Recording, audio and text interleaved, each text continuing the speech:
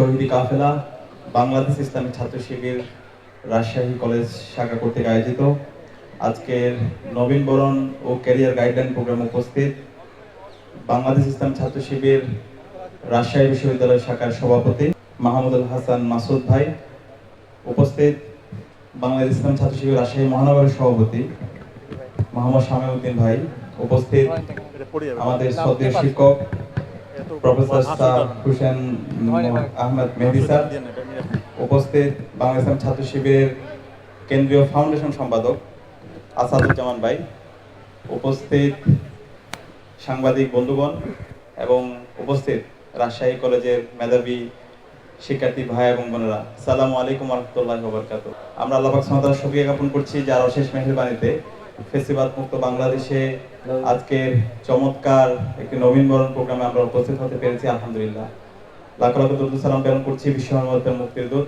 সরওয়ারে কায়নাত বিশ্বনবী হযরত মুহাম্মদ মুস্তাফা সাল্লাল্লাহু আলাইহি সাল্লামের প্রতি, যার আনিত বিধান প্রতিষ্ঠা করার জন্য আমাদের সব ধরনের কর্ম প্রচেষ্টা সাল্লাল্লাহু আলাইহি সাল্লাম। শ্রদ্ধার সাথে স্মরণ করছি আজাদী আন্দোলনের সকল শহীদদের, বিশেষ করে জুলাই বিপ্লবের সকল শহীদ, শহীদ আবু সাইদ, শহীদ ওয়াসিম, শহীদ শান্ত এবং আপনাদের কলেজের এই শিক্ষার্থী শহীদ আলী রায়হান ভাইকে আল্লাহ পাক সুবহানাহু ওয়া তাআলা সকল শহীদদের জান্নাতুল ফেরদৌসের মেহমান হিসেবে কবুল করুন, আল্লাহুম্মা আমিন। একই সাথে আমরা স্মরণ করছি গতকালকে বাংলাদেশে ভূমিকম্প হয়েছে, ভূমিকম্পে 6 জন নিহত হয়েছে। আল্লাহ পাক সুবহানাহু ওয়া তাআলার কাছে দোয়া করছি আল্লাহ তাআলা যেন সবাইকে শহীদ হিসেবে কবুল করেন, আল্লাহুম্মা আমিন। এবং অনেকে আহত হয়েছেন, হাসপাতালে পেতে আছেন, যারা আহত অবস্থায় আছেন আল্লাহ পাক সুবহানাহু ওয়া তাআলা যেন দ্রুত সবাইকে সুস্থতার নিয়ামত দান করেন, আমরা সবাই আল্লাহর কাছে দোয়া করি, আল্লাহুম্মা আমিন। সম্মানিত উপস্থিতি, আমি রাজশাহী কলেজে প্রথমবারের মতো আসলাম। রাজশাহী কলেজে এসে ঢুকে আমি পুলকিত হয়েছি। আমি বাংলাদেশে অনেক ক্যাম্পাসে গিয়েছি, অনেক বিশ্ববিদ্যালয়ে গিয়েছি, কলেজে গিয়েছি, কিন্তু এত গোছানো, এত পরিচ্ছন্ন এবং এত অ্যাস্থেটিক একটা বিশ্ববিদ্যালয় কলেজ আমি আর কোথায় দেখিনি। তো সে কারণে আমি রাজশাহী বিশ্ববিদ্যালয়ের শিক্ষার্থী, রাজশাহী কলেজের শিক্ষার্থী, রাজশাহী কলেজের শিক্ষার্থী ভাই এবং বোনরা এবং প্রশাসন সবাইকে আন্তরিক ধন্যবাদ জানাচ্ছি। এবং রাজশাহী কলেজের এটা শুধু দেখতে সুন্দর না, খুবই পরিচ্ছন্ন। আমরা এমন একটা বাংলাদেশ চাই এবং বাংলাদেশের এক্সাম্পলটা আমরা এই রাজশাহী কলেজের মধ্যে দেখতে পাই। আমি এখানে ঢুকে আমার কাছে মনে হচ্ছে আমি বাইরের কোনো কলেজে অথবা বিশ্ববিদ্যালয়ে চলে আসছি। আমি তার্কিতে গিয়েছিলাম, তার্কিতে যাওয়ার পরে তার্কির ইস্তাম্বুল ইউনিভার্সিটি বলেন, ওদের ইবনে খালদুন ইউনিভার্সিটি বলেন, যতগুলো ইউনিভার্সিটি আছে সবগুলো এরকম নিট অ্যান্ড ক্লিন। তো ওইখানে যাওয়ার পর আমার খুব আফসোস হচ্ছিল, আমার দেশটা যদি এমন হতো, আমার বিশ্ববিদ্যালয়গুলো, আমার কলেজগুলো, বাংলাদেশের শিক্ষা প্রতিষ্ঠানগুলো যদি এমন নিট অ্যান্ড ক্লিন থাকতো এবং আমার এই বিশ্ববিদ্যালয় অথবা আমার দেশের মানুষের সিভিক এডুকেশন যদি এইভাবে শক্তিশালী হতো। কারণ আমরা তো এখানে বাঁচি, এই মাটিতে আমরা বেড়ে উঠি, এখানের গাছের শ্বাস নিয়ে আমরা বেড়ে উঠি। তো আমরা দিনে দিনে আমাদের পরিবেশটাকে ধ্বংস করতেছি, কারো এটা নিয়ে ভাবনা নাই।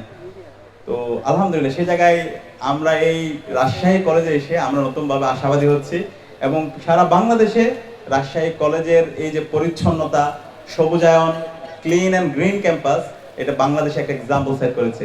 আমি আপনাদেরকে করতালির মাধ্যমে সবাইকে ধন্যবাদ জানাচ্ছি এবং আমি আশা রাখবো এই নিট অ্যান্ড ক্লিন যে পরিবেশ সেটা আপনারা ধরে রাখবেন এবং আপনাদের ক্যাম্পাসের যে সুন্দর অ্যাস্থেটিক যে ভিউ সেটাকে আপনারা ধরে রাখবেন। এবং একই সাথে আমি ভাবছিলাম এত সুন্দর কেন, তাহলে এই যে পরিবেশ দ্বারা যে মানুষ প্রভাবিত হয়, যে যে পরিবেশে বেড়ে ওঠে ওই পরিবেশ দ্বারা সে প্রভাবিত হয়। তো দেখলাম আমাদের শহীদ আব্দুল মালেক, আপনি কি ওনার নাম শুনেছেন আপনারা? শহীদ আব্দুল মালেক এই ক্যাম্পাসে পড়াশোনা করছে। শহীদ আব্দুল মালেক এমন একজন ব্যক্তি যাকে কালচারাল ফেসিস্টরা, বামপন্থীরা 1969 সালে তার মেধার কাছে হেরে তাকে, যখন সে শিক্ষা ব্যবস্থার সংস্কার নিয়ে যখন কথা বলেছিল, তখন ওই সময়ের যারা বামপন্থীরা ছিল, তুফাইল আহমেদ, মতিয়া চৌধুরী, এই কালচারাল ফেসিস্টরা ওনাকে মেধার কাছে পরাজিত হয়ে তখন তাকে তারা পেই শক্তি দিয়ে তার উপর হামলা করে, ইট দিয়ে তার মাথায় হামলা করে তার মাথায় থেততে দিয়ে পরবর্তীতে তিনি শহীদ হয়। শহীদ আব্দুল মালিক এমন একজন ব্যক্তি ছিল যার একাডেমিক ইনফ্লুয়েন্স ছিল, একই সাথে তার ক্যারেক্টার ইনফ্লুয়েন্স ছিল। ইনফ্লুয়েন্সিয়াল ক্যারেক্টার এবং ইনফ্লুয়েন্সিয়াল ক্যারিয়ার দুটোর সমন্বয় ছিল। আজকের যে ছাত্র শিবির যে লেগাসি, সেই লেগাসিটা শহীদ আব্দুল মালেক ভাইয়ের হাত ধরেই তৈরি হয়েছে। তো এই শহীদ আব্দুল মালেক এই ক্যাম্পাসে পড়াশোনা করছে। শহীদ আব্দুল মালেকের যে লেগাসি, শহীদ আব্দুল মালেকরাই এই ক্যাম্পাসের এই যে আজকের যে অবস্থান, আজকে যে অবস্থায় আমরা এসেছি, এই আসার পেছনে শহীদ আব্দুল মালেকের অবদান আছে। এবং একই সাথে 24শে যে জুলাই বিপ্লব হয়েছে, সেই জুলাই বিপ্লবে বাংলাদেশে 2000 আমাদের ভাই বোন শহীদ হয়েছে।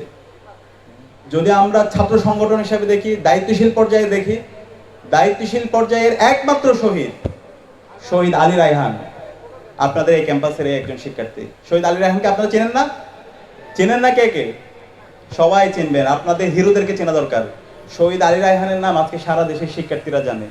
বাংলাদেশের সকল মানুষ তাদের দোয়ায় শহীদ আলী রায়হানের নাম রাখে, আপনাদের কলেজের নাম রাখে, রাজশাহী কলেজের নাম রাখে। তো শহীদ আলী রায়হান এই ক্যাম্পাসে পড়াশোনা করেছে এবং এই জুলাই বিপ্লবে রাজশাহী কলেজের অবদান আমরা দেখতে পেয়েছি। রাজশাহী বিশ্ববিদ্যালয় এবং রাজশাহী কলেজ এবং পুরো রাজশাহী মহানগরের অবদান। যখন আন্দোলন স্থগিত করে দেওয়া হয়েছিল, যখন এই আন্দোলনকে নিয়ে বিভিন্নভাবে ফ্রেমিং করা হচ্ছিল, ঠিক সেই সময়ে রাজশাহী কলেজের শহীদ আলী রায়হানের নেতৃত্বে সেদিন রাজপথে রাজশাহী কলেজের শিক্ষার্থীরা, রাজশাহী মহানগর এবং রাজশাহী বিশ্ববিদ্যালয়ের শিক্ষার্থীরা এবং আমাদের শ্রদ্ধেয় শিক্ষকরা নেমেছিল। এবং 30শে জুলাই ওই দিন সবচেয়ে বড় মিছিলটা এই রাজশাহীতে হয়েছিল এবং এই মিছিলে শহীদ আলী রায়হান ছিল এবং আপনারা ছিলেন সেখানে। আজকের যে আজাদি, আজকে যে জুলাই বিপ্লবের মাধ্যমে আজকে আমরা নতুন বাংলাদেশ পেয়েছি, এই নতুন বাংলাদেশের পেছনে রাজশাহী কলেজ, শহীদ আলী রায়হান এবং আপনাদের অবদান আজীবন এই জাতি শ্রদ্ধার সাথে স্মরণ রাখবে। আমি আবারও আপনাদেরকে ধন্যবাদ জানাচ্ছি এবং একই সাথে আমি ধন্যবাদ জানাচ্ছি এখানে আমাদের বোনদের উপস্থিতি দেখে আমি খুবই পুলকিত হয়েছি। আজকে আমাদের বোনদের জন্য আমরা একটা জুড়ে করতাল দিতে পারি। বিগত ফেসিবাদী আমলে বিভিন্নভাবে দেখানোর চেষ্টা করা হয়েছে ইসলামী ছাত্র শিবিরের হাতে নারীরা অনিরাপদ। ছাত্র শিবিরকে বিভিন্নভাবে ফ্রেমিং, ট্যাগিং করা হয়েছে, দানব আকারে হাজির করা হয়েছে, ভয়ানক আকারে। এবং বিভিন্ন ছাত্র সংসদ নির্বাচনগুলো যখন হচ্ছিল তখন বলা হচ্ছিল শিবিরকে নারীরা পছন্দ করে না, শিবিরকে ভোট দিবে না। কিন্তু আমরা কি সেটা দেখতে পেয়েছি? শিবিরকে এদেশের সকল মানুষরা তাদের সবচেয়ে প্রিয়ভাজন হিসেবে গ্রহণ করেছে এবং এই জাতির আশা আকাঙ্ক্ষার বাতি করে আজকে পরিণত হয়েছে এবং এই শিবিরের হাতে দেশের মানুষরা নিরাপদ। অবশ্যই আমাদের সকল বোনরা সবচেয়ে বেশি নিরাপদ। বাংলাদেশের শিবির প্রতিষ্ঠা হওয়ার পর থেকে এখন পর্যন্ত একটা এক্সাম্পল কেউ দিতে পারবে না যে শিবিরের কোনো নেতা তৃণমূল থেকে একদম কেন্দ্র পর্যন্ত কোনো বোনকে, কোনো নারীকে সে শ্লীলতাহানি করেছে, কোনো দর্শন করেছে, একটা এক্সাম্পলও দিতে পারবে না। বাংলাদেশের মধ্যে সে এক্সাম্পল, সে অনন্য এক্সাম্পল, আমাদের বোনদের জন্য একটা নিরাপদ ক্যাম্পাস গড়ার এক্সাম্পল ইসলামী ছাত্র শিবির প্রমাণ করেছে। আর ইসলামী ছাত্র শিবির কি করে? ইসলামী ছাত্র শিবির আল্লাহর এই জমিনে আল্লাহর দিনকে বাস্তবায়ন করতে চায়, আল্লাহর সন্তুষ্টির জন্য কাজ করতে চায়। আল্লাহ রাসূল সাল্লাল্লাহু আলাইহি সাল্লাম মদিনা রাষ্ট্রে যে চমৎকার একটা আইডিয়াল স্টেট, একটা ওয়েলফেয়ার স্টেট প্রতিষ্ঠা করেছিলেন, সেই ধরনের রাষ্ট্র বিনির্মাণ করার জন্য কিছু মানুষ তৈরি করতে চাই। আমরা যদি ইসলামের ইতিহাস দেখি, ইসলামে আমাদের বোনদেরকে, নারীদেরকে সবচেয়ে বেশি ক্ষমতায়ন করা হয়েছে, তাদের প্রতি ইনসাফ করা হয়েছে, তাদের ন্যায্য অধিকার নিশ্চিত করা হয়েছে। আল্লাহ রাসূল সাল্লাল্লাহু আলাইহি সাল্লামের প্রথম স্ত্রী, তার নাম কি বলেন তো একটু? হযরত খাদিজা রাদিয়াল্লাহু তাআলা আনহা। হযরত খাদিজা রাদিয়াল্লাহু তাআলা আনহা কি ছিলেন? তিনি একজন ব্যবসায়ী ছিলেন, সম্ভ্রান্ত ব্যবসায়ী। আমরা অনেক ক্ষেত্রে দেখাই আমাদের নারীরা না বের হইতে পারবে না, তারা কিছু করতে পারবে না, কিন্তু দেখেন আল্লাহ রাসূল সাল্লাল্লাহু আলাইহি ওয়াসাল্লাম যখন তার উপর ওহী নাজিল হয়, ওহী নাজিল হওয়ার পর যখন তিনি সবচেয়ে বেশি আতঙ্কিত অবস্থা ছিলেন, সবচেয়ে বেশি কষ্টে ছিলেন, ঠিক সেই সময়ে তার পাশে সবচেয়ে বেশি যে মানুষটা ছিলেন, তাকে সাহস জুগিয়েছেন, তাকে সার্বিকভাবে সহযোগিতা করেছেন, তার নাম হলো হযরত খাদিজা রাদিয়াল্লাহু তাআলা আনহা। এবং খাদিজা রাদিয়াল্লাহু তাআলা তিনি ব্যবসা করতেন, সম্ভ্রান্ত পরিবারের একজন সদস্য ছিলেন এবং ওই সময় আল্লাহ রাসূল সাল্লাল্লাহু আলাইহি ওয়াসাল্লাম এবং ওই সময় যারা নারীরা ছিল সবাইকে সাথে নিয়ে তিনি তাদেরকে এম্পাওয়ারমেন্ট করেছেন। এরপরে হযরত আয়েশা রাদিয়াল্লাহু তাআলা আনহা, চিনেন না আপনারা? হযরত আয়েশা রাদিয়াল্লাহু তাআলা আনহা আল্লাহ রাসূল সাল্লাল্লাহু আলাইহি ওয়াসাল্লামের স্ত্রী। তিনি ওই সময়ে আল্লাহ রাসূল সাল্লাল্লাহু আলাইহি ওয়াসাল্লাম থেকে অসংখ্য হাদিস বর্ণনা করেছেন, জ্ঞান অর্জনে নারীদেরকে উদ্বুদ্ধ করেছেন এবং ওই সমাজের বিভিন্ন সমস্যাগুলো কিভাবে এটার সলিউশন কি হতে পারে সেই সমাধানগুলো তিনি তার কাজের মাধ্যমে তিনি দেখিয়েছেন। ইসলামের যে প্রথম শহীদ তার নাম কি? হযরত সুমাইয়া রাদিয়াল্লাহু তাআলা আনহা। হযরত সুমাইয়া ইসলামের প্রথম শহীদ, একজন নারী আল্লাহ তাআলা কবুল করেছেন। একই সাথে যুদ্ধের মধ্যে আল্লাহ রাসূল ইসলামকে পরামর্শ দিয়েছেন হযরত উম্মে সালমা রাদিয়াল্লাহু তাআলা আনহা। আল্লাহ রাসূল সাল্লাল্লাহু আলাইহি ওয়াসাল্লামকে পরামর্শ দিয়েছেন হুদায়বিয়ার সন্ধির সময়। হযরত ফাতিমা রাদিয়াল্লাহু তাআলা আনহার আমরা জ্ঞান অর্জনে তার অবদান এবং সমাজে নারীদেরকে নিয়ে তার কাজের বিষয়গুলো আমরা জানি। তো এইভাবে আমরা 1450 বছর আগে মুসলিম নারীদেরকে এবং আল্লাহ রাসূল সাল্লাল্লাহু আলাইহি ওয়াসাল্লাম নারীদেরকে কিভাবে ক্ষমতায়ন করেছেন, কিভাবে তাদের ইনসাফ কায়েম করেছেন, ন্যায্য অধিকার নিশ্চিত করেছেন, সেটা আমরা দেখতে পাই। কিন্তু আজকের যে পশ্চিমা, তারা বিভিন্ন সুশীল কথা বলে, তারা নারীদের এম্পাওয়ারমেন্ট নিয়ে কথা বলে, তারা বিভিন্ন ধরনের চার্টার তৈরি করেছে আইসিসি, এসপিআর, আইসিএসসিআর, ক্যাট, হাবিজাবি অনেক কনভেনশন তৈরি করছে এবং চার্টার তৈরি করছে। কিন্তু ওই চার্টারগুলো শুধুমাত্র চার্টারের মধ্যে সীমাবদ্ধ, এর মাধ্যমে নারীর ক্ষমতায়ন হয় নাই। তারা বিংশ শতাব্দীতেও নারীদেরকে সেকেন্ড ক্লাস সিটিজেন হিসেবে তাদেরকে ট্রিট করতো, নারীরা ভোট দিতে পারতো না। কিন্তু ইসলাম 1450 বছর আগে সকল নারীদের অধিকার নিশ্চিত করে গিয়েছে। আল্লাহ রাসূল সাল্লাল্লাহু আলাইহি ওয়াসাল্লামের আমরা কয়েকটা এক্সাম্পল থেকে আমরা সেটা দেখতে পাই। তো আজকে ইসলামী ছাত্র শিবিরের আয়োজনে রাজশাহী কলেজের আমার বোনরা এসেছেন, মেধাবী ছাত্রীরা এসেছেন। আমরা আবারও আপনাদেরকে বিশেষভাবে ধন্যবাদ দিচ্ছি এবং জোরে করতালির মাধ্যমে আমরা ধন্যবাদ দিচ্ছি। এবং ইসলাম এমন একটি সভ্যতা, ইসলাম সবাইকে নিয়ে একসাথে কাজ করতে চায়। সভ্যতা যদি একটা পাখি হয়, একটা পাখি কয়টা দানা থাকে? দুইটা দানা থাকে, একটা দানা হচ্ছে পুরুষ আর একটা দানা হচ্ছে কি নারী। এই পুরুষ এবং নারী, এই দুইয়ের মাধ্যমে আমাদের এই বাংলাদেশ বিনির্মাণ করতে হবে এবং সেই ইনসাফ ভিত্তিক বাংলাদেশ বিনির্মাণ করার জন্য জুলাইয়ে আমাদের শহীদরা জীবন দিয়েছে। এবং আমি বিশ্বাস করি শহীদ আলী রায়হানের যে ক্যাম্পাস, শহীদ আলী রায়হানের যে রক্ত যে ক্যাম্পাসে লেগে আছে, এবং আমাদের এর আগেও শহীদ ইয়াহিয়া ভাইয়ের যে ক্যাম্পাস, যার রক্ত এই ক্যাম্পাসে লেগে আছে, সেই ক্যাম্পাস থেকে আগামীর বাংলাদেশ বিনির্মাণ হবে ইনশাআল্লাহ। এবং সেই বাংলাদেশ বিনির্মাণ করার জন্য আপনারা এখানে যারা আছেন আপনাদেরকে প্রস্তুত হতে হবে। শুধু স্লোগান দিলাম, মিছিল করলাম, এভাবে তো দেশ বিনির্মাণ হবে না। হবে, এটার জন্য কি করতে হবে? একটু আগে আমাদের স্যার যে আলোচনা করেছে ক্যারিয়ারের উপর, আমাদের নিজেদের ক্যারিয়ার গঠন করতে হবে। এখন কয়েকজন মানুষের কথা বলবো যারা পৃথিবীতে আলোড়ন তৈরি করেছে, তাদের ক্যারিয়ার, মানুষ শুধু ক্যারিয়ার করলে হবে না। বিগত ফেসিবাদী আমলে অনেকে ক্যারিয়ার করছে না? এই যে পুলিশের আইজিপি রে কয়েকদিন আগে যে রায় হলো, খুনি হাসিনার ফাঁসির রায়, এরপর হচ্ছে আসাদুজ্জামান কামাল খুনি, তার ফাঁসির রায়, এরপর চৌধুরী মামুনের রায়, এদের ক্যারিয়ার ছিল না? গত 16 বছরে তো অসংখ্য এরকম ক্যারিয়ার করেছে। তারা বিশ্ববিদ্যালয়ের শিক্ষক হয়েছে, তারা সরকারি আমলা হয়েছে, ক্যাডার হয়েছে, পুলিশ হয়েছে, দেশের বাইরে গিয়েছে, ব্যবসায়ী হয়েছে, সালমান এফ রহমান হয়েছে, দরবেশ বাবা হয়েছে। কিন্তু এই হয়ে কোনো লাভ আছে? এরা কি হয়েছে? সমাজের অভিশাপের কারণ হয়েছে। এই ক্যারিয়ার গইরা সমাজের মানুষের কল্যাণ হয় না, এই অঞ্চলের মানুষের মুক্তি হয় নাই, বরং এই অঞ্চলের মানুষ তাদেরকে অভিশাপ দিয়েছে। এক পর্যায়ে একটা বিপ্লবের মাধ্যমে তারা এই দেশ থেকে পালাইছে। তো এই ধরনের ক্যারিয়ার করতে আমাদের লাভ নাই। ক্যারিয়ার করে লাভ আছে? আমাদের ক্যারিয়ার করতে হবে। কিছু মানুষ এক্সাম্পল দিব যারা দুনিয়ায় আলোড়ন তৈরি করছে, যারা চলে গেছে কিন্তু আজ পর্যন্ত সারা পৃথিবীর মানুষ তাদেরকে শ্রদ্ধার সাথে স্মরণ রাখে। এই ধরনের ক্যারিয়ার আমাদের করতে হবে। শুধু ক্যারিয়ার গড়লেই হবে না। অনেক ক্ষেত্রে আমরা ওয়াজ শুনি, ক্যারিয়ার করো, এটা হও, এটা হও, ডাক্তার হও, ইঞ্জিনিয়ার হও, প্রফেসর হও, বিশ্ববিদ্যালয়ের শিক্ষক হও, ব্যবসায়ী হও, আমলা হও। কিন্তু এগুলো যদি আমার মূল পারপাস ঠিক না থাকে, তাহলে এগুলো হয়ে কোনো লাভ নাই। এই হয়ে আপনার এই অঞ্চলের মানুষের কোনো লাভ হবে না। তো কয়েকজন মানুষের এক্সাম্পল দিই যারা সারা পৃথিবীতে এক্সাম্পল সেট করছে। এর মধ্যে একজন হচ্ছেন নাজিমউদ্দিন এরবাকান। আপনারা কি ওনাকে চিনেন? নাজিমউদ্দিন এরবাকান সম্পর্কে আপনারা একটু পড়বেন, ওনার একটা বই আছে বিখ্যাত, দাওয়াম। আচ্ছা, নাজিমউদ্দিন এরবাকান তিনি একজন একাডেমিশিয়ান ছিল, পড়াশোনা করেছেন তুরস্কের। আপনারা জানেন তুরস্কে দীর্ঘদিন ধরে খেলাফত ছিল, এরপর খেলাফতের পতন হয়, এরপরে এখানে হার্ড সেকুলারিজম চালু হয় মুস্তাফা কামাল আতাতুর্কের নেতৃত্বে। ওনাকে কিন্তু চিনেন, সে আসার পর সে আজান নিষিদ্ধ করে দেয়, নামাজ নিষিদ্ধ করে দেয়, মুসলমানরা kind of second class citizenship হয়ে যায়। যেখানে আগে মুসলমানরা টার্কি থেকে, তুরস্ক থেকে সারা বিশ্ব নেতৃত্ব দিয়েছে তাদের সালতানাতের মাধ্যমে, এই মুস্তাফা কামাল আতাতুর্ক আসার পরে সেখানে সব কিছুকে নিষিদ্ধ করে দেয়, হার্ড সেকুলারিজম চালু করে। ওই জায়গায় নাজিমউদ্দিন এরবাকান তিনি তার মেধা, তার যোগ্যতা, তার এক্সেলেন্সের মাধ্যমে তিনি ওই সময়ে ওই সমাজে নেতৃত্ব দিয়েছিল। নাজিমউদ্দিন এরবাকান তিনি তুরস্কের মিডল ইস্ট ইউনিভার্সিটিতে পড়াশোনা করেছে। মিডল ইস্ট ইউনিভার্সিটি এমন একটা ইউনিভার্সিটি যেখানে ওই সময়ে ইসলামের কথা বললে তাকে বহিষ্কার করে দেওয়া হতো, এই ধরনের অবস্থা ছিল। পরবর্তীতে তিনি তার কাজের মাধ্যমে, তার মেধার মাধ্যমে, তার সততা এবং দক্ষতার মাধ্যমে তিনি সবার মন জয় করে নিয়েছিল।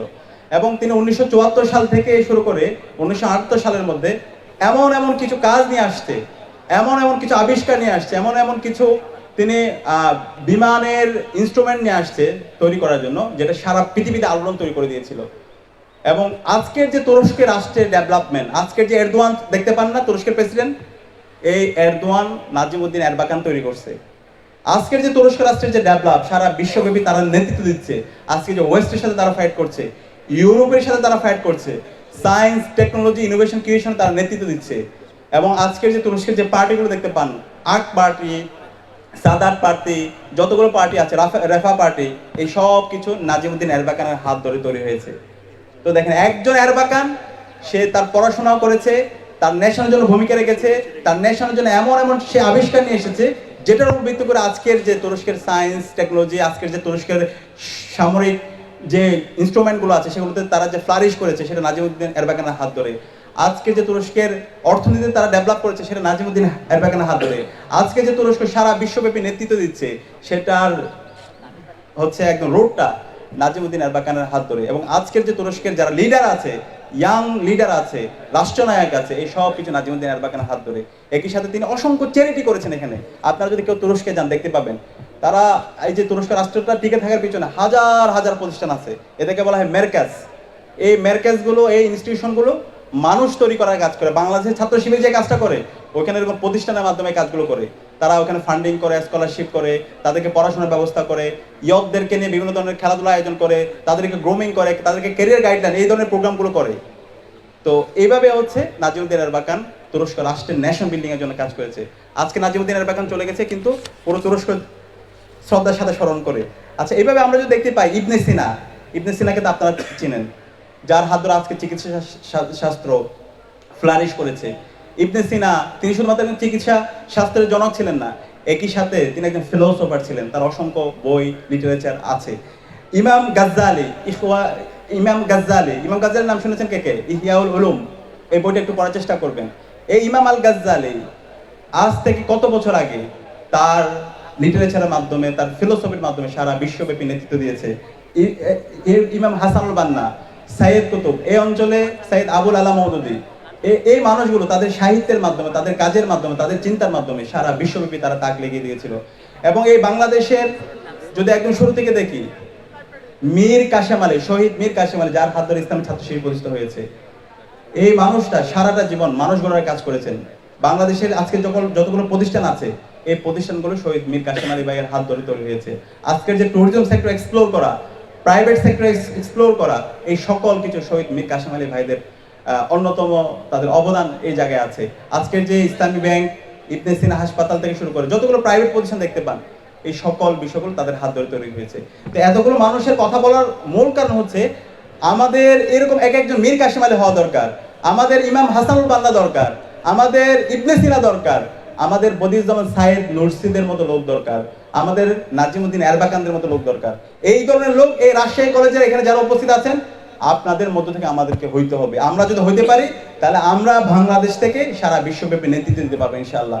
আমি বিশ্বাস করি আমাদের পক্ষে সেটা সম্ভব ইনশাআল্লাহ। রাজশাহী কলেজে যারা শিক্ষার্থীরা আছে তাদের পক্ষে সেটা সম্ভব ইনশাআল্লাহ।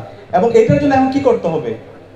একদম সিম্পল বিষয়, বি পজিটিভ, মানে মন থেকে বিশ্বাস করতে হবে যে আপনি পারবেন। এখানে ইন্টারমিডিয়েটে যারা আছে, আপনার মন থেকে বিশ্বাস করতে হবে যে আপনি বাংলাদেশের সর্বোচ্চ বিদ্যাপীঠ, সেটা বুয়েট বলেন, মেডিকেল বলেন, অথবা ঢাকা বিশ্ববিদ্যালয়ের ভালো একটা সাবজেক্টে আপনি চান্স পেয়ে আপনি বাংলাদেশের জন্য অবদান রাখবেন, সেটা মন থেকে বিশ্বাস করতে হবে। কার মন থেকে বিশ্বাস হয়? একটু হাত তুলুন তো যারা ইন্টারমিডিয়েটে আছেন। আচ্ছা, ইন্টারমিডিয়েট মনে হয় একটু কম। যারা যারা হচ্ছে অনার্সে আছেন, আপনাদের মন থেকে বিশ্বাস করতে হবে যে আপনি অনার্স এবং মাস্টার্সে একটা ভালো রেজাল্ট করে, স্যার একটু আগে যে ক্যারিয়ারের কথাগুলো বলে গিয়েছে, আপনার যদি ক্যাডার হতে চান, একটা ভালো ক্যাডার হওয়া, বিসিএস ক্যাডার, অথবা হচ্ছে আপনি যদি একটু ভালো উদ্যোক্তা হতে চান, ব্যবসায়ী হতে চান, অথবা একজন যদি ছাত্রনেতা হতে, যা আপনার প্ল্যান সেটা মন থেকে বিশ্বাস করতে হবে। তো এটা যদি বিশ্বাস করতে পারেন তাহলে সম্ভব ইনশাআল্লাহ। আর যে হতাশায়, হীনমন্যতায় ভোগে, যার কাছে মনে হয় যে আমি পারবো না, আমাকে দিয়ে হবে না, তার আমি মনে হয় বেশি দূর পড়াশোনা করার দরকার নাই। আল্লাহ তাআলা আপনাকে মেধা দিয়েছে, যোগ্যতা দিয়েছে, তারপর কিসের হতাশা, হীনমন্যতা? সুতরাং হতাশ এবং হীনমন্য হওয়া যাবে না, বিশ্বাস করতে হবে যে আপনি পারবেন ইনশাআল্লাহ। আমি বিশ্বাস করি রাজশাহী কলেজের এখানে যারা শিক্ষার্থীরা আছে, আপনারা সবাই পারবেন ইনশাআল্লাহ। পারবেন তো ইনশাআল্লাহ? একটু হাত তোলেন, কে কে পারবেন ইনশাআল্লাহ। হাত তুলতে যদি ভয় পান তাহলে তো হবে না, দুই হাত একসাথে তোলেন ইনশাআল্লাহ। আল্লাহ পাক সুবহানাহু ওয়া তাআলা এই হাতগুলোকে কবুল করেন, আল্লাহুম্মা। দ্বিতীয়ত আমাদেরকে গ্রেটফুল হইতে হবে। আমাদের গ্রেটফুল টু অলমাইটি সুবহানাহু ওয়া তাআলা। আমরা যারা মুসলমানরা আছি, আমাদের সৃষ্টিকর্তা আল্লাহর প্রতি কৃতজ্ঞ হইতে হবে, আল্লাহর কাছে চাইতে হবে। ব্যক্তিগত সমস্যা, পারিবারিক সমস্যা, আল্লাহর কাছে একটু বলেন, 5 ওয়াক্ত নামাজে একটু বলেন। আল্লাহ তাআলা কোরআনের মধ্যে বলেছেন, ইয়া আইয়ুহাল্লাযীনা আমানু ইসতাঈনু বিস-সাবরি ওয়াস-সালাহ ইন্নাল্লাহা মা'আস-সাবিরিন। সালাত এবং সবরের মাধ্যমে আল্লাহর কাছে চাইতে হবে, নিশ্চয়ই আল্লাহ তাআলা ধৈর্যশীলদের সাথে আছেন। শেষ রাতে যদি পারি একটু কিয়ামুল লাইল করার চেষ্টা করেন। আমরা যারা মুসলমানরা আছি আপনারা একটু চেষ্টা করবেন, এটা মনের মধ্যে প্রশান্তি দিবে। শেষ রাতে কিয়ামুল লাইলে দাঁড়িয়ে আল্লাহর কাছে একটু বলেন আপনার ব্যক্তিগত সমস্যা, পারিবারিক সমস্যা, আপনার একাডেমিক সমস্যা, এগুলো একটু বলেন, দেখবেন যে আল্লাহ তাআলা এত বেশি আপনাকে দিবেন আপনি চিন্তা করতে পারবেন না। তো এই যে আল্লাহর সাথে সম্পর্কের জায়গাটা যার যত বেশি শক্তিশালী তার অন্তরটা তত বেশি প্রশান্তিময়। তা আমি অনুরোধ করবো আল্লাহর সাথে সম্পর্কের জায়গা, আল্লাহর প্রতি কৃতজ্ঞ থাকা, সেটা আপনারা চেষ্টা করবেন। অন্যান্য ধর্মাবলম্বী যারা আছেন আপনাদের যে প্র্যাকটিসগুলো আছে, ধর্মের যে শিক্ষাগুলো আছে সেগুলো আপনারা চর্চা করার চেষ্টা করবেন। প্রত্যেক ধর্ম ভালোর কথা বলে, প্রত্যেক ধর্ম নৈতিকতার কথা বলে ধর্ম চর্চা করবেন, আপনি প্রশান্তি পাবেন, আপনি মনের মধ্যে সাকিনা পাবেন। স্পিরিচুয়াল একটা হচ্ছে যে প্রশান্তি, সেটা অন্যরকম প্রশান্তি, সেটা টাকা দিয়ে কেনা যায় না। এর পাশাপাশি আমাদের পিতা মাতার প্রতি আমাদেরকে কৃতজ্ঞ হইতে হবে। বাবা মায়ের মন থেকে দোয়া আসে এমন কাজ করতে হবে। বাবা মার মন থেকে যদি দোয়া আসে তাহলে আপনার পৃথিবীতে এমন কেউ নাই যে আপনাকে দমায় রাখতে পারবে।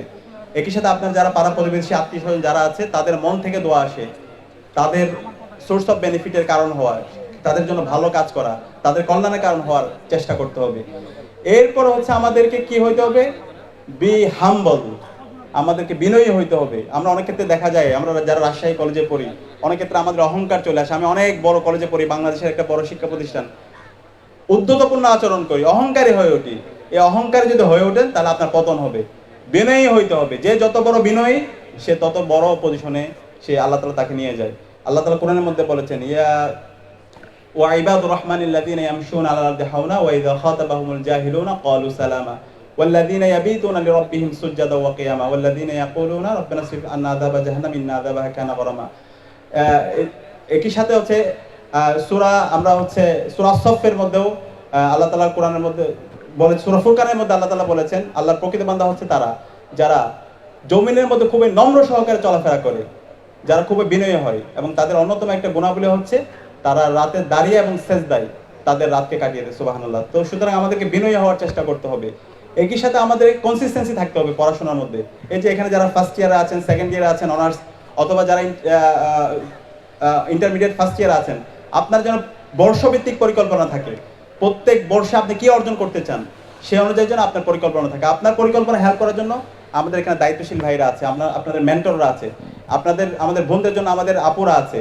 তো আমি অনুরোধ করবো আপনাদেরকে আমাদের যারা মেন্টর আছে তাদের সাথে কানেক্ট হয়ে যাবেন, এবং প্রত্যেকটা ইয়ার বেসিস আপনার যে প্ল্যান থাকবে সেই প্ল্যান বাস্তবায়ন করার জন্য আপনি আপনার জায়গা থেকে সর্বোচ্চ এফোর্ট দিবেন। তাহলে প্রত্যেকটা ইয়ারে যদি আপনার অর্জন থাকে তাহলে অনার্স শেষ হওয়ার পরে আপনার হতাশ হইতে হবে না, চাকরি নিয়ে আপনার ভাবতে হবে না।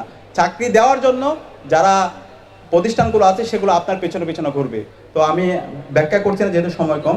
একই সাথে আমাদেরকে ইসলামী ছাত্র শিবিরের আজকে আপনাদেরকে নিয়ে অসাধারণ আয়োজন করছি। ইসলামী ছাত্র শিবিরের অসাধারণ একটা রিপোর্ট সিস্টেম আছে, যেটা আমি সব জায়গায় বলার চেষ্টা করি। আপনি যদি আপনার নিজের উন্নয়ন চান, আপনার এই যে এতক্ষণ ধরে কথা বললাম, আপনার যে ইনফ্লুয়েন্সিয়াল ক্যারিয়ার এবং ইনফ্লুয়েন্সিয়াল ক্যারেক্টার সেটা যদি গড়তে চান, অবশ্যই আপনাকে আপনার লাইফটা একটা রুটিন অনুযায়ী চলতে হবে। সেটার জন্য ইসলামী ছাত্র শিবিরের একটা সায়েন্টিফিক রিপোর্ট বই আছে। সেই রিপোর্ট বইটা আছে কার কাছে? একটু হাত তুলুন তো এখানে। আচ্ছা, এখানে আপুদের কাছে মনে হয় কম, আপনারা একটু সংগ্রহ করবেন। এই রিপোর্ট বইটা একটু রাখবেন। রিপোর্ট বইটা রাখলে যেটা হবে, এই যে আপনার যে প্ল্যান, আপনাকে নিয়ে আপনার আব্বা আম্মার যে পরিকল্পনা, আপনার যে স্বপ্ন, প্রত্যেকটা স্বপ্ন বাস্তবায়ন হবে ইনশাআল্লাহ। এই রিপোর্ট বইয়ের মাধ্যমে আপনার রেগুলার হচ্ছে কি করতে হবে, কোরআন হাদিস অধ্যয়ন হবে। যারা মুসলমান আছি, আপনার যে পড়াশোনা আছে সেই পড়াশোনাটা আপনাকে রেগুলার করতে হবে। আপনাকে ফিজিক্যাল এক্সারসাইজ করতে হবে, আপনাকে পত্রপত্রিকা করতে হবে, আপনাকে বিভিন্ন মানুষের সাথে কমিউনিকেশন করতে হবে, এবং আপনার সামগ্রিক 24 ঘন্টার হিসাব এখানে থাকবে। এবং এখানে একটি গুরুত্বপূর্ণ অংশ হচ্ছে লিটারেচার। আপনাকে প্রতিদিন পড়াশোনা করতে হবে। আপনার বইয়ের পাশাপাশি দেশ দুনিয়া বিশ্ব সম্পর্কে আপনাকে জানতে হবে, আপনাকে রাষ্ট্রনীতি জানতে হবে, আপনাকে অর্থনীতি জানতে হবে, সমাজনীতি জানতে হবে, আপনাকে পররাষ্ট্রনীতি জানতে হবে, আপনাকে দর্শন জানতে হবে। তো এই সকল বিষয়ের একটা হোলিস্টিক আপনার মধ্যে নলেজ তৈরি হবে। তো ইসলামী ছাত্র শিবিরের যে রিপোর্ট এবং ইসলামী ছাত্র শিবিরের যে অসাধারণ সিলেবাস, আমরা আশা রাখবো আপনারা সেটা পড়বেন ইনশাআল্লাহ, সেটা রাখবেন, এবং এর মাধ্যমে আপনাদেরকে আগামীর জন্য আপনাদের প্রস্তুত করবেন। এবং সর্বশেষ যে বিষয়টা বলবো, আজকে যে জুলাই বিপ্লব হয়েছে, সেই জুলাই বিপ্লবে বাংলাদেশের তরুণ প্রজন্ম নেতৃত্ব দিয়েছে। এই জুলাই বিপ্লবের মাধ্যমে তরুণরা এম্পাওয়ার হয়েছে, ঠিক কিনা? তরুণরা এম্পাওয়ার হয়েছে। তরুণরা বলেছে উই ওয়ান্ট জাস্টিস। তরুণরা বলেছে এই বাংলাদেশে আর কখনো ফেসিবাদ হবে না। তরুণরা এই ভারতের দিল্লির আগ্রাসনের বিরুদ্ধে, আধিপত্যবাদের বিরুদ্ধে তারা একসাথে রাজপথে নেমেছে। সুতরাং বাংলাদেশের শহীদরা আমাদেরকে এই বিপ্লব যে জন্য করেছে, একটা বৈষম্যহীন ইনসাফ ভিত্তিক বাংলাদেশ, সেই বাংলাদেশ বিনিময় না হওয়ার আগ পর্যন্ত আমাদেরকে সবসময় সতর্ক থাকতে হবে, আমাদেরকে আন্দোলন সংগ্রাম জারি রাখতে হবে। আপনারা কি থাকবেন ইনশাআল্লাহ? ইনশাআল্লাহ। বাংলাদেশে আজকের প্রতিটি ক্যাম্পাসে শিক্ষার যে সুস্থ পরিবেশ, প্রতি ক্যাম্পাসে আজকে মেধার প্রতিযোগিতা হচ্ছে, প্রতিটি ক্যাম্পাসে আজকে ছাত্র সংসদ নির্বাচন হচ্ছে, এবং একই সাথে আমরা অনুরোধ করছি রাজশাহী কলেজে দ্রুত সময়ের মধ্যে ছাত্র সংসদ নির্বাচন দিয়ে দিতে হবে ইনশাআল্লাহ। এবং সেটার জন্য আমরা ঢাকা বিশ্ববিদ্যালয় কেন্দ্রীয় ছাত্র সংসদের পক্ষ থেকে আমরা কাজ করব। শিক্ষার্থীদের নির্বাচিত প্রতিনিধিরাই আপনাদের এই ক্যাম্পাসে নেতৃত্ব দিবে, এবং আপনাদের যে সমস্যা, আপনাদের যে সংকটগুলো আছে, আবাসন সংকট, আপনাদের খাদ্যের নিরাপত্তা, স্বাস্থ্যের নিরাপত্তা, এবং আপনাদের এখানকার পড়াশোনার পরিবেশ নিশ্চিত করা, অবকাঠামোগত জায়গায় যে সংকট, এই সকল সংকটগুলো পূরণ করার জন্য ছাত্র সংসদ কাজ করবে ইনশাআল্লাহ। এবং আমরা আশা রাখছি রাজশাহী কলেজ ছাত্র সংসদ নির্বাচন এবং বাংলাদেশের সকল ছাত্র সংসদ নির্বাচনগুলো দ্রুত দিয়ে দিতে হবে।